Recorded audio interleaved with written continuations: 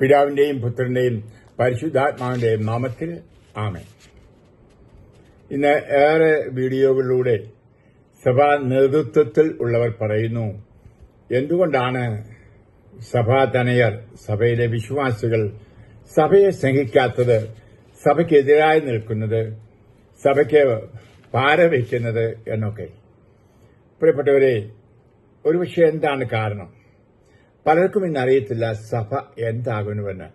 ഒരു വലിയ കൺഫ്യൂഷൻ ഉണ്ട്. ഉദാഹരണമായിട്ട് ചിലരെ സംബന്ധിച്ചോളം സഭ എന്ന് പറഞ്ഞാൽ മാപ്പാപ്പ, മത്രാമാര്, അച്ഛന്മാര്, കന്യാസ്ത്രീകൾ, അൽമേനികളാണ് അടിയിലിങ്ങനെ ചവിട്ടി മരിക്കപ്പെടുന്നു. ഹല്ലേലൂയ. അങ്ങനെ നേരെ ലംബമാനമായിട്ടൊരു കാഴ്ചപ്പാട്. മറ്റൊരു കാഴ്ചപ്പാട് സഭ എന്ന് പറഞ്ഞാൽ കത്തോലിക്ക സഭ, അല്ലെങ്കിൽ മർത്തോമാ സഭ, യാക്കോബായ സഭ, പെന്തക്കോസ്ത് സഭ, അങ്ങനെ വിവിധ സമൂഹങ്ങളെ സഭയെന്ന് വിളിക്കുന്നു. കത്തോലിക്ക സഭയുടെ ഉള്ളിലേക്ക് വരുമ്പോഴോ സഭകൾ 23 സഭകളുണ്ടെന്ന് പറയുന്നു. കേരളത്തിലാണെങ്കിൽ മലങ്കര സഭ, അല്ലെങ്കിൽ കൽദായ സഭ, ലത്തീൻ സഭ. ഇതൊക്കെ ആ മനുഷ്യനെ കൺഫ്യൂഷൻ ആക്കുന്നു. സത്യസഭ എന്തെന്ന് പലർക്കും അറിഞ്ഞുകൂടാ. അതുകൊണ്ടാണ് അത് നമ്മൾ മനസ്സിലാക്കേണ്ടത് കർത്താവിന്റെ വചനത്തിൽ നിന്നാണ്. കർത്താവിന്റെ വചനമാണ് നമ്മളെ പഠിപ്പിക്കുന്നത് എപ്പോഴും എന്താണ് സത്യമെന്ന്. കാരണം എന്താണ്? സത്യത്തിന്റെ തൂണും കോട്ടയുമാണ് സഭ എന്ന് പറയുന്നത്. 1 തിമോത്തി 3:15. അതുകൊണ്ട് കർത്താവിന്റെ വചനം സത്യമായി പറയുന്ന, പ്രഘോഷിക്കുന്ന ഒരു കൂട്ടമാണ്, വിശ്വാസിയുടെ കൂട്ടായ്മയാണ് സഭ. വളരെ വ്യക്തമായി നമ്മൾ വായിക്കുന്നു. കൊളോസോസ് അധ്യായം 1:18. അവൻ എന്ന് പറഞ്ഞാൽ യേശുക്രിസ്തു സഭയാകുന്ന ശരീരത്തിന്റെ ശിരസ്സാണ്. ഹല്ലേലൂയ. അപ്പോൾ സഭയും ശിരസ്സും, ശിരസ് കർത്താവായ യേശുക്രിസ്തു. ഇനിയും ശരീരം, എന്താണ് ആ ശരീരം? നമ്മൾ വായിക്കുന്നു 1 കൊറിന്തോസ് അധ്യായം 12:27. നിങ്ങൾ ക്രിസ്തുവിന്റെ ശരീരവും ഓരോരുത്തരും അവയവങ്ങളുമാണ്. ഹല്ലേലൂയ. അപ്പോൾ യേശുക്രിസ്തുവിൽ, പരിശുദ്ധാത്മാവിൽ അവനോട് ഐക്യപ്പെട്ടിരിക്കുന്ന എല്ലാവരും, സ്നാനപ്പെട്ടവർ, കൂടാശകളായിരിക്കുന്നവർ, ആത്മാവിൽ ജ്വലിക്കുന്നവർ, അവരെല്ലാം യേശുവിന്റെ ശരീരമാണ്. ശരീരത്തിന്റെ വിവിധ ഭാഗങ്ങളാണ്. 1 കൊറിന്തോസ് മനോഹരമായിട്ട് പറയുന്നുണ്ട്, ചെറുതും വലുതുമായ അവയവങ്ങൾ. ഒരവയവം വേദനിക്കുമ്പോൾ ശരീരം മുഴുവൻ വേദനിക്കുന്നു. ഒരു ഭാഗം സന്തോഷിക്കുമ്പോൾ ശരീരം മുഴുവൻ, വ്യക്തി മുഴുവൻ സന്തോഷിക്കുന്നു. വളരെ മനോഹരമായിട്ട് പറഞ്ഞിട്ടുണ്ട്. അപ്പോൾ അങ്ങനെ സമുന്നയിക്കപ്പെട്ടിരിക്കുകയാണ് നമ്മളെല്ലാവരും ഒന്നിച്ച് സ്നേഹിച്ച് രമ്യപ്പെട്ടു പോകാൻ. അതാണ് സഭ. അതാണ് വാസ്തവത്തിൽ നമ്മൾ വിശ്വാസ പ്രമാണത്തിൽ ഏറ്റുചൊല്ലുന്നതും ഏകവും സജീവവും പരിശുദ്ധവുമായ സഭയിൽ വിശ്വസിക്കുന്നു എന്ന് പറയുന്നത്. അപ്പോൾ ആ സഭയാണ് ക്രിസ്തുവിന്റെ ശരീരം. അത് നമ്മൾ ഓരോരുത്തരുമാണ്. അപ്പോൾ നമ്മൾ ഒന്ന് മനസ്സിലാക്കിയിരിക്കണം, നമ്മൾ സഭയെപ്പറ്റി പറയുമ്പോൾ സഭാ നേതൃത്വത്തെ അല്ല നോക്കേണ്ടത്. ഇനി സഭാ നേതൃത്വം എന്താണ് അത് നമ്മൾ മനസ്സിലാക്കിയിരിക്കണം. ഉദാഹരണമായിട്ട് അത് ഭരണത്തിനുള്ളതല്ല, പിന്നെയോ ശുശ്രൂഷയാണ്. ഇന്നതൊക്കെ മാറിയിട്ടുണ്ട് കുറേയെല്ലാം. എന്നാൽ നല്ലപോലെ ശുശ്രൂഷ ചെയ്യുന്ന ആളുകളെ നമുക്കറിയാം. സഭാ നേതൃത്വത്തിൽ മെത്രാന്മാരും അവരെ മാപ്പാപ്പമാരും എല്ലാം. ഇനിയും ചിലപ്പോൾ ആയിട്ടില്ല, നമുക്ക് സാധിക്കുന്നുണ്ട്. കർത്താവ് വ്യക്തമായിട്ട് ബൈബിൾ പഠിപ്പിക്കുന്നുണ്ടോ അതേപ്പറ്റി. അതായത് മത്തായി എഴുതിയ സുവിശേഷത്തിന്റെ 20-ാം അധ്യായം വളരെ മനോഹരമായിട്ട് നമ്മളെ പഠിപ്പിക്കുന്നുണ്ട് എന്താണ് അവരുടെ ശുശ്രൂഷ എന്ന്. മത്തായി എഴുതിയ സുവിശേഷം 20-ാം അധ്യായം 25 മുതൽ വചനങ്ങൾ. യേശു അവരെ അടുത്ത് വിളിച്ച്, എന്ന് പറഞ്ഞാൽ ശിഷ്യന്മാരെ, അപ്പസ്തോലന്മാരെ അടുത്ത് വിളിച്ച് അവരോട് പറഞ്ഞെന്താണ്? വിജാതിയുടെ ഭരണകർത്താക്കൾ അവരുടെ മേൽ യജമാനത്വം പുലർത്തുന്നുവെന്നും അവരുടെ പ്രമാണികൾ അവരുടെ മേൽ അധികാരം പ്രയോഗിക്കുന്നുവെന്നും നിങ്ങൾക്കറിയാമല്ലോ. എന്നാൽ നിങ്ങളുടെ ഇടയിൽ അങ്ങനെ ആകരുത്. നിങ്ങളിൽ വലിയവനാകാൻ ആഗ്രഹിക്കുന്നവൻ നിങ്ങളുടെ ശുശ്രൂഷകനും, നിങ്ങളിൽ ഒന്നാമനാകാൻ ആഗ്രഹിക്കുന്നവൻ നിങ്ങളുടെ ദാസനുമായിരിക്കണം. ശുശ്രൂഷിക്കപ്പെടാനല്ല, ശുശ്രൂഷിക്കാനും അനേകരുടെ മോചനദ്രവ്യമായി സ്വന്തം ജീവൻ കൊടുക്കാനും മനുഷ്യപുത്രൻ വന്നിരിക്കുന്നത് പോലെ തന്നെ. ഹല്ലേലൂയ. അപ്പോൾ ദൈവമായ കർത്താവിന്റെ ആ കൊടുക്കൽ, ആ സ്നേഹം പങ്കുവയ്ക്കലാണ് ശുശ്രൂഷകർക്കുണ്ടായിരിക്കേണ്ടത്. സ്നേഹ ശുശ്രൂഷയായിട്ട് മാറണം. അപ്പോൾ അത് ബിഷപ്പിന് തൊപ്പിയും പൊടിയൊക്കെ കാണും, അച്ഛന്മാർക്ക് ലോഹയും കാണും, കുപ്പായവും കാണും. ഇതൊന്നും യജമാനത്തിനു വേണ്ടി, യജമാനത്വം നടത്തുവാനല്ല, അധികാരം സ്ഥാപിക്കുവാനല്ല, ഭരിക്കാനല്ല, ശുശ്രൂഷിക്കാനാണ്. ഇന്ന് അതൊക്കെ നമുക്കറിയാം. ആ വികാരിച്ചൻ ഭരിക്കുന്നു, മെത്രാൻ ഭരിക്കുന്നു. ആ വാക്കൊക്കെ മാറേണ്ട കാലം കഴിഞ്ഞുപോയി. ഹല്ലേലൂയ. അതൊക്കെ കോൺസ്റ്റന്റിന്റെ കാലം മുതൽ വന്നാണ്. ഭരണം ഇല്ല, സ്നേഹത്തിലൂടെ സേവനം കൊടുക്കുക. അപ്പോൾ അങ്ങനെ സഭയായിത്തീരുമ്പോൾ ആ സഭയെ സഭാധനയെ സ്നേഹിക്കും. ഇനിയും ഇവിടെ പ്രിയപ്പെട്ടവരെ മനസ്സിലാക്കാൻ സഭയ്ക്ക് 2 വശങ്ങൾ ഉണ്ട്, 2 മാനദണ്ഡങ്ങൾ. ഒന്ന് അതിന്റെ ആധ്യാത്മിക തലം, മറ്റൊന്ന് ഭൗമികം. അത് നമ്മൾ പറയും, അതായത് കരിസ്മാറ്റിക് ആസ്പെക്ട് എന്ന് പറയും, ആത്മാവിനടുത്തത്. മറ്റൊന്ന് ഇൻസ്റ്റിറ്റ്യൂഷണൽ, സ്ഥാപനാത്മകം. ഇത് രണ്ടും ഒന്നിച്ചു പോകേണ്ടതാണ്. പരിശുദ്ധാത്മാവിൽ പൂരിതരായിട്ട് യേശുക്രിസ്തുവിനെ സ്നേഹിച്ച് യേശുവിനെ രക്ഷകനും കർത്താവുമായി സ്വീകരിച്ച് യേശുവിന്റെ പിന്നാലെ പുകഴ്ന്നു കൂടാശകളിലൂടെ പരോപകാര പ്രവൃത്തികളൊക്കെ ചെയ്ത് ക്രിസ്തീയ ജീവിതം, അത് ആത്മീയ ജീവിതം, അത് ആധ്യാത്മിക തലം, കരിസ്മാറ്റിക് സഭ എന്ന് പറയും. ഈ കരിസ്മാറ്റിക് സഭ കൈവിട്ടു പോയാൽ എന്ത് പറ്റുമെന്നറിയാമോ? ഓരോരുത്തരും അവിടെ വലിയ ആളുകളാകും. അങ്ങനെ ഈ പെന്തക്കോസ്ത് സഭ ഇപ്പൊ 35,000 എണ്ണം ഉണ്ട്. ഹല്ലേലൂയ. ഓരോരുത്തരും അതിന്റെ നേതൃത്വം ഏറ്റെടുത്ത് വിഭജിച്ചു പോകും. പ്രിയമുള്ളവരെ, അതുകൊണ്ട് ഈ ആത്മാവിലുള്ള ആ സഭയുടെ ആ വശത്തിന് ഒരു ഇൻസ്റ്റിറ്റ്യൂഷൻ എന്ന് പറഞ്ഞാൽ ഭൗമികമായിട്ടുള്ള ഒരു സമന്വയിപ്പിക്കൽ ആവശ്യമാണ്. അതുകൊണ്ടാണ് നമുക്കറിയാൻ സാധിക്കും, ആ ഭൗമിക ലെവലിലാണ് ഈ ഹയറാർക്കി എന്ന് പറയുന്നത്. എന്ന് പറഞ്ഞാൽ മാപ്പാപ്പ, മെത്രാൻ, അച്ഛൻ ഒക്കെ അത് ഞാൻ പറഞ്ഞല്ലോ, സ്നേഹത്തിൽ ശുശ്രൂഷ ചെയ്യുകയാണ്. എന്തിന്? ഈ ആത്മീയ സഭയെ, യേശുവിന്റെ ശരീരത്തെ വളർത്തുവാനായിട്ട്. ഹല്ലേലൂയ. അപ്പോൾ ഇത് രണ്ടും ഇങ്ങനെ ഒന്നിച്ചു പോകണം. പരസ്പരം കലഹിക്കാതെ, ഭിന്നിക്കാതെ. ഒരു വശത്ത് ആധ്യാത്മിക, മറ്റിടത്ത് ഹൈറാർക്കി, അതായത് ഇൻസ്റ്റിറ്റ്യൂഷൻ എന്ന് പറഞ്ഞാൽ സ്ഥാപനാത്മകം എന്ന് പറഞ്ഞാൽ ഒരു ഡിസിപ്ലിൻ വേണം. എല്ലാം അലങ്കോലപ്പെട്ട് തന്നിഷ്ടം പോലെയുള്ള അല്ല. പിന്നെ അതുകൊണ്ടാണ് സഭയെ നമുക്ക് കാണാൻ സാധിക്കും. മാപ്പാപ്പുണ്ട്, മെത്രാനുണ്ട്, അവരുടെ പഠനങ്ങളുണ്ട്. അതൊക്കെ നമ്മൾ അനുസരിച്ചു പോകുന്നതിന് കാരണം, അതിനെ അനുധാവനം ചെയ്യുന്നതിന് കാരണമില്ല, സമന്വയിപ്പിച്ച്. അപ്പൊ ഒന്ന് മറ്റൊന്നിനെ തകർക്കുന്നതായിരിക്കട്ടെ. സഭാ നേതൃത്വം എന്ന് പറയുന്നത്, ഇൻസ്റ്റിറ്റ്യൂഷണൽ ചർച്ച് എന്ന് പറയുന്നത് ഒരിക്കലും ആധ്യാത്മികതയെ തകർക്കരുത്, അതിനെ വളർത്തണം. നേരെ തിരിച്ചും ആത്മീയ സഭ, കരിസ്മാറ്റിക് സഭ, അവർക്ക് വിധേയപ്പെട്ട്, അധികാരികൾക്ക് വിധേയപ്പെട്ട് സ്നേഹിച്ച് അവർ പറയുന്നതിന് അനുസരിച്ച് പോകാം. അവിടെയാണ് ഇരുകൂട്ടരും ശ്രദ്ധിക്കണം. എന്താണ് അത്? സഭാ തനയർ ഓർക്കണം, ആത്മാവിനായി വിളിക്കപ്പെട്ട ദൈവമക്കളാണ് ഞങ്ങൾ. ഞങ്ങളുടെ ലക്ഷ്യം സ്വർഗരാജ്യമാണ്. അപ്പോൾ ഞങ്ങൾ ആത്മീയ കാര്യങ്ങൾ ശ്രദ്ധാലുക്കൾ ആയിരിക്കണം. ഞങ്ങളെ നയിക്കുന്ന ആധ്യാത്മിക ഗുരുക്കന്മാരായിരിക്കണം ആണ് മാപ്പാപ്പ മുതൽ താഴോട്ടുള്ള അധികാരികൾ. അതെ, ഇനിയും അധികാരികളും ഈ നേതൃത്വത്തിലുള്ളവരും മനസ്സിലാക്കണം, ഞങ്ങൾ നയിക്കുന്ന കുഞ്ഞാടുകൾ ആത്മാവിൽ നയിക്കപ്പെടണം. അവിടെ സ്കൂളായിരിക്കരുത്, പള്ളിപ്പണി ആയിരിക്കരുത്, അല്ലെങ്കിൽ സ്ഥാപനങ്ങളൊക്കെ ആയിരിക്കും, ആശുപത്രികളിൽ പണം ഉണ്ടാക്കുന്നു ആയിരിക്കരുത്. ശ്രദ്ധ. പിന്നെയോ ദൈവജനം. അതാണ് കർത്താവിന്റെ ശരീരം. അപ്പൊ കർത്താവിന്റെ ശരീരത്തെ പരിപാലിക്കുക. അതെ, ഈ ബോധ്യം ഇതേപ്പറ്റിയൊക്കെ പറഞ്ഞാൽ ഒത്തിരി ഉണ്ട്. പക്ഷെ വലിയ വീഡിയോകൾ കേൾക്കാൻ നിങ്ങൾക്ക് ക്ഷമയില്ല. അതൊക്കെ ബൈബിളിൽ കൃത്യം പത്രോശ്ലീഹ പറഞ്ഞിട്ടുണ്ട്, പൗലോശ്ലീഹ പറഞ്ഞിട്ടുണ്ട്. അവര് അത് ശുശ്രൂഷിക്കുന്നവരായിരിക്കും. കർത്താവിന്റെ രക്തത്താ നേടിയെടുത്ത് ആടുകളെ ശുശ്രൂഷിക്കുന്നവരായിരിക്കണം മെത്രാന്മാരെന്നൊക്കെ പറയുന്നുണ്ട്. അപ്പോൾ ഇത് ഇരുകൂട്ടരും മനസ്സിലാക്കിക്കൊണ്ട് പോകണം. അവിടെ വഴക്കുണ്ടാകാൻ പാടില്ല. അറിയത്തിന്റെ പേരിലോ സഭയുടെ പേരിലോ സമൂഹത്തിന്റെ പേരിലോ ഒന്നും. കർത്താവിന്റെ വചനം നമ്മൾ വായിക്കുന്നുണ്ട്. വളരെ പച്ചയായിട്ട് കർത്താവ് പഠിപ്പിക്കുന്ന വേരോപദേശത്തിൽ, കത്തോലിക്ക മതബോധനം 782, ദൈവജനം ചില പ്രത്യേകതകളാൽ ചരിത്രത്തിലെ മതപരമോ വംശപരമോ രാഷ്ട്രപരമോ സാംസ്കാരികവുമായ മറ്റു സമൂഹങ്ങളിൽ നിന്ന് സുവ്യക്തമായി വ്യത്യാസപ്പെട്ടിരിക്കുന്നു. ഹല്ലേലൂയ. അപ്പോ ഇതിന്റെ പ്രത്യേകതയും വിശുദ്ധിയും നമ്മൾ മനസ്സിലാക്കിയിരിക്കണം. എന്നിട്ട് പറയുകയാണ് വളരെ വ്യക്തമായിട്ടും, അത് ദൈവത്തിന്റെ ജനമാണ്, നാമാണ് സഭ. മെത്രാനല്ല, മാപ്പാപ്പ അല്ല, അച്ഛനുമല്ല. വിശ്വാസികൾ ഒന്നിച്ചുകൂടിയതാണ് ഈശോയുടെ സഭ, ഈശോയുടെ ശരീരം. അതിന്റെ കാണപ്പെട്ട തലവൻ കർത്താവ് നിയോഗിച്ചിരിക്കുന്നതാണ് പത്രോശ്ലീഹയുടെ പിന്നാലെ നമുക്കറിയാം മാപ്പാപ്പമാര്. ആ മാപ്പാപ്പമാരുടെ കീഴിലുള്ള, ഞാൻ പറയില്ല ഭരണകർത്താക്കൾ, പിന്നെയോ സ്നേഹവക്താക്കൾ. ഹല്ലേലൂയ.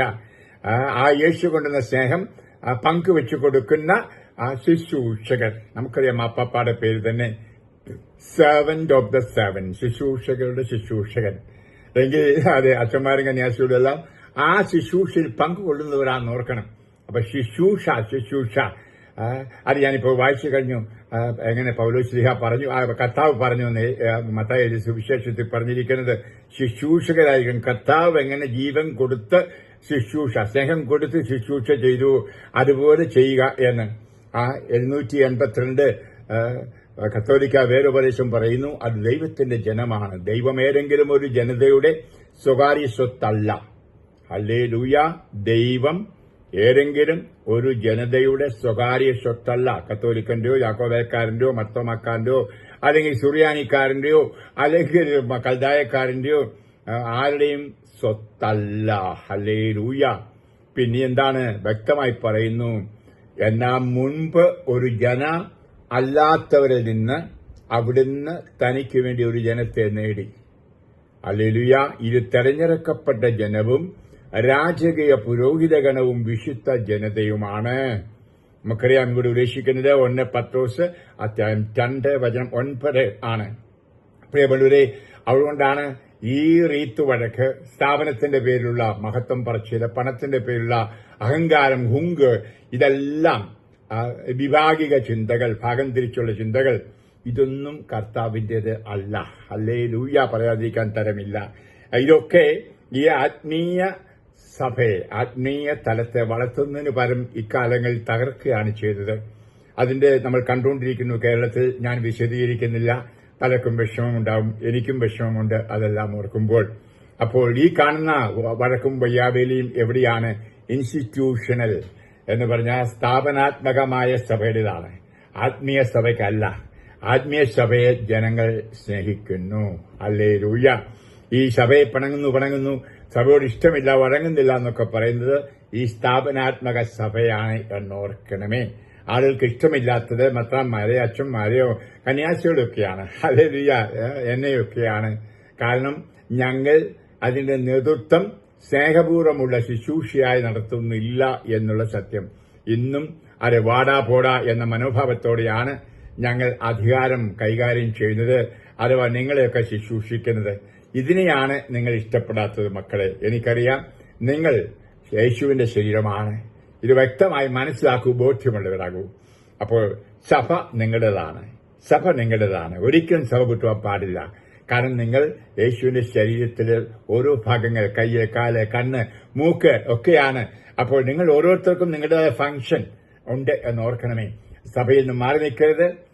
സഭയിൽ നിന്ന് വിട്ടുമാറി അത് വേറെ സഭയിലേക്കും പോയി. ആ സഭകളൊക്കെ മനുഷ്യനുണ്ടാക്കിയതാ. തമ്പുരാൻ ഒരു സഭയെ സ്ഥാപിച്ചുള്ളൂ, നമുക്കറിയാം.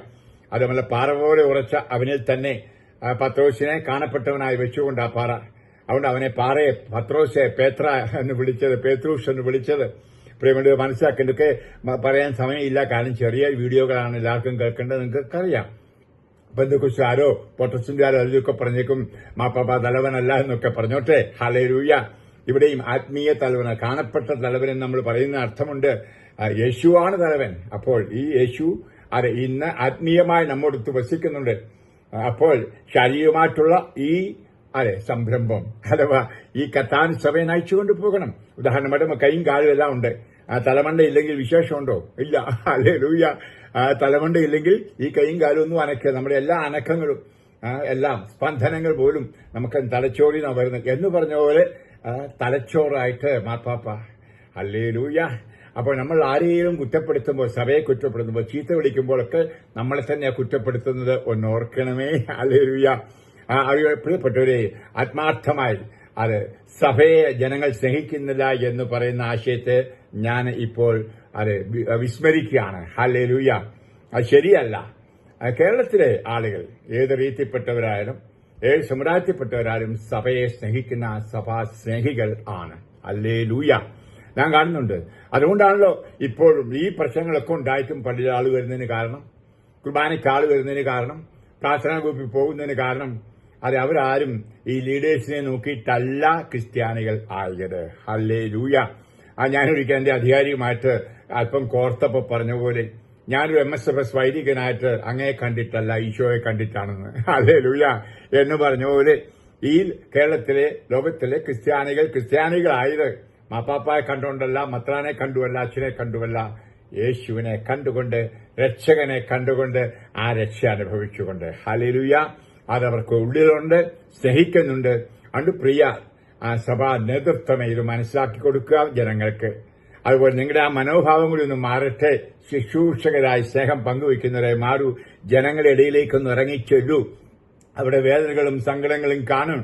ഈ സ്ഥാപനോത്മകമായിട്ട് സ്ഥാപനത്തിൽ മാത്രം ഇരുന്ന് സ്ഥാപനത്തിന്റെ കാര്യങ്ങൾ മാത്രം ശ്രദ്ധിച്ചുകൊണ്ടിരിക്കാതെ ഈ മനുഷ്യന്റെയൊക്കെ വേദനയും സങ്കടവും പറഞ്ഞ് ആധ്യാത്മിക ആചാര്യന്മാരായി തീരൂ. പ്രിയമെത്രാന്മാരെ, അച്ഛന്മാരെ, കന്യാസ്ത്രീകളെ. ഹല്ലേലൂയ. അപ്പോൾ നിങ്ങളെ ജനങ്ങൾ സ്നേഹിക്കും. അപ്പോൾ നിങ്ങളെയും ഈ സഭയോട് ചേർത്ത് പിടിച്ചുകൊണ്ട് അവർ സഭയെ മുഴുവനായി സ്നേഹിക്കും. അതുകൊണ്ട് പ്രിയ ദൈവജനമേ, നിങ്ങളോട് പറയുന്നു, നിങ്ങൾ ദൈവജനമെന്ന് അറിയപ്പെടുന്നത് നിങ്ങൾ യേശുക്രിസ്തുവിന്റെ ശരീരത്തിലെ അംഗങ്ങൾ ആണ്. ഹല്ലേലൂയ. ആ യേശു അപ്പമെടുത്ത് ആ വിശുദ്ധ കുർബാനയിൽ ഇതെന്റെ ശരീരമാകുന്നു എന്ന് പറയുമ്പോൾ ആ ചുറ്റും നിൽക്കുന്ന അവരെ നോക്കിക്കൊണ്ടാണ് പറഞ്ഞത്. അഗസ്തീനോസ് പറയുന്നത് ആ സമയത്ത് അവരും ശരീരമായി മാറുകയാണ് യേശുവിൽ. ഹല്ലേലൂയ. അതുകൊണ്ടാണ് അദ്ദേഹം വിശുദ്ധ കുർബാന കൊടുക്കുമ്പോൾ പറയുമായിരുന്നു, നിങ്ങൾ എന്തായിരിക്കുന്നുവോ അത് നിങ്ങൾ ഭക്ഷിക്കുവിൻ. ഹല്ലേലൂയ. കാരണം നിങ്ങൾ യേശുവിന്റെ ശരീരമാണ്, അത് നിങ്ങൾ ഭക്ഷിക്കുവിൻ. അപ്പോൾ യേശുവിനെയും യേശുവിന്റെ ശരീരത്തെ മാറ്റി നിർത്തത്തില്ല. നമുക്ക് നമ്മുടെ തല കണ്ടിച്ചു വെച്ചു ഞാൻ എന്ന് പറയത്തില്ല. എന്റെ തലയും എന്റെ ശരീരവും ഒന്നാണ്, എന്റെ ഉടലും ഒന്നാണ്. അതുപോലെ യേശുക്രിസ്തുവും അത് സഭയും ഒന്നാണ്. അത് വിച്ഛേദിക്കാനോ മാറ്റി നിർത്താനോ സാധ്യമല്ല. തലയില്ലാത്തത് വ്യക്തിയല്ല. അപ്പൊ സഭ അല്ലെങ്കിൽ സഭയ്ക്ക് അസ്തിത്വമില്ല തലയില്ലെങ്കിൽ, യേശുവില്ലെങ്കിൽ. പ്രിയപ്പെട്ട ഞാനത് പറയാൻ കാരണം ആഴമായിട്ട് മക്കളെ മനസ്സിലാക്കൂ. സഭയെ വെറുക്കരുത്, സഭയെ സ്നേഹിക്കണം. ഏതെങ്കിലും ഒരു ശുശ്രൂഷക ഒരു പക്ഷേ കർത്താവിന്റെ ഹിതമനുസരിച്ചല്ലാതെ പ്രവർത്തിക്കുന്നെങ്കിൽ നിങ്ങൾ സഭ വിട്ടുപോകരുത്. സഭ നിന്റെ ശരീരമാണ്. ഞാൻ പറയുന്നത് ചർച്ച് ഈസ് യുവർ ഹോം. അത് നിങ്ങളുടെ വീടാണ്. വേലക്കാര് മോശമായതുകൊണ്ട് വീട്ടിൽ നിന്ന് ഇറങ്ങിപ്പോകരുത്. ഞാനൊരു വീഡിയോ ഇറക്കിയത് നിങ്ങൾ കേട്ട് കാണും. അത് വീട് ഉപേക്ഷിക്കരുത്. നിങ്ങൾ വീട്ടിൽ നിൽക്കണം. ഹല്ലേലൂയ. അവരെ കറക്റ്റ് ചെയ്യാം, അവരെ ശാസിക്കാം, അവരോട് പ്രാർത്ഥിക്കാം, അവർക്ക് വേണ്ടി പ്രാർത്ഥിക്കാം, മാനസാന്തരത്തിനുണ്ട്. പക്ഷെ ഒരിക്കലും നിന്റെ ശരീരത്തിൽ നിന്നെ തന്നെ വേർപെടുത്തരുത്. കൈവെട്ടരുതേ, കാലുവെട്ടരുതേ. ഹല്ലേലൂയ. നീ കൈയാണ്, കാലാണ്, ശരീരത്തിന്റെ കണ്ണാണ്, മൂക്കാണ്. അതൊക്കെ ഓർക്കണം. ഇത് വ്യക്തമായിട്ട് 1 കൊരിന്ത്യർ 12 അധ്യായം വായിക്കുമ്പോൾ മനസ്സിലാകും. ഈശോ നിങ്ങളെ അനുഗ്രഹിക്കട്ടെ. ഞാൻ ധൃതിയിൽ പലത് പറയാനായിട്ട് ആഗ്രഹിക്കുന്നു, നീണ്ടുപോകുന്നു, പലരും കംപ്ലൈന്റ് ചെയ്തു. അതുകൊണ്ട് ഞാൻ ചെറുതാക്കുകയാണ്. യേശുവെ നന്ദി, യേശുവെ സ്തോത്രം. ഒരു നിമിഷം കണ്ണടയ്ക്കൂ, ആ കൈകൾ മാറോട് ചേർത്ത് വെക്കൂ. ഞാൻ യേശുവിന്റെ ശിരസോട് ചേർന്നിരിക്കുന്ന യേശുവിന്റെ ശരീരത്തിലെ ഒരവയവമാണ്. ഞാൻ വിവാഹിതനായിരിക്കാം, അവിവാഹിതനായിരിക്കാം, ചെറുപ്പമായിരിക്കാം, പ്രായമുണ്ടായിരിക്കാം, ഞാൻ ഒരു വൈദികനായിരിക്കാം, കന്യാസിയായിരിക്കാം, ആരുമാകട്ടെ. ജ്ഞാനസ്ഥാനം സ്വീകരിച്ചപ്പോൾ മുതൽ ഒരേ ആത്മാവിൽ, ഒരേ വിശ്വാസത്തിൽ, ഒരേ ശരീരത്തിൽ, ഒരേ ശരീരവും രക്തവും ഭക്ഷിച്ചു പാനം ചെയ്ത് മുന്നോട്ട് പോകുന്നവരാണ്. ഈശോയുടെ ശരീരമാണ് എന്റെ ശരീരം. അത് പവിത്രമായിരിക്കണം. അത് ദൈവത്തിന്റെ ആലയമാണ്. എന്റെ സഹോദരനും സഹോദരിയും അപ്രകാരമാണ്. എന്റെ കർത്താവ് ഈ ബോധ്യത്തിൽ എന്നെ വളർത്തണമേ. എന്റെ സഭ ഞാൻ സ്നേഹിക്കുന്നു. കാരണം സഭയുടെ ശ്രേഷ്ഠൻ എന്നെ സ്നേഹിക്കുന്നു, സഭയുടെ ശിരസ് എന്നെ സ്നേഹിക്കുന്നു, ഈശോ. അതിനാൽ ഞാനും ഈശോയുടെ ശരീരത്തെ സ്നേഹിക്കുന്നു. ഈശോയെ അങ്ങൻ്റെതാണ്, ഞാൻ അങ്ങൻ്റെതാണ്, ഞാൻ അങ്ങയുടെ സഭയിലാണ്, സജീവനായിട്ട് ആ സഭയിൽ, ഈ സത്യത്തിന്റെ നെടുന്തൂണായ സഭയിൽ ഞാൻ നിൽക്കും. രക്ഷയുടെ കേന്ദ്രമായ സഭയിൽ നിൽക്കും. ആരെന്തും പറഞ്ഞുകൊള്ളട്ടെ. കർത്താവേ, സഭയിലെ ഏതെങ്കിലും ഒരു നേതൃത്വം ഏതെങ്കിലും വഴിതെറ്റിപ്പോയെങ്കിൽ ഞാൻ അവർക്ക് വേണ്ടി പ്രാർത്ഥിക്കും. ഞാൻ അവർക്ക് വേണ്ടി ത്യാഗങ്ങൾ ചെയ്യും. മാനസാന്തരത്തിനായിട്ട് ഒരിക്കലും അവരെ വിമർശിച്ച് കുറ്റപ്പെടുത്തി സമൂഹത്തിൽ തള്ളിപ്പറയില്ല.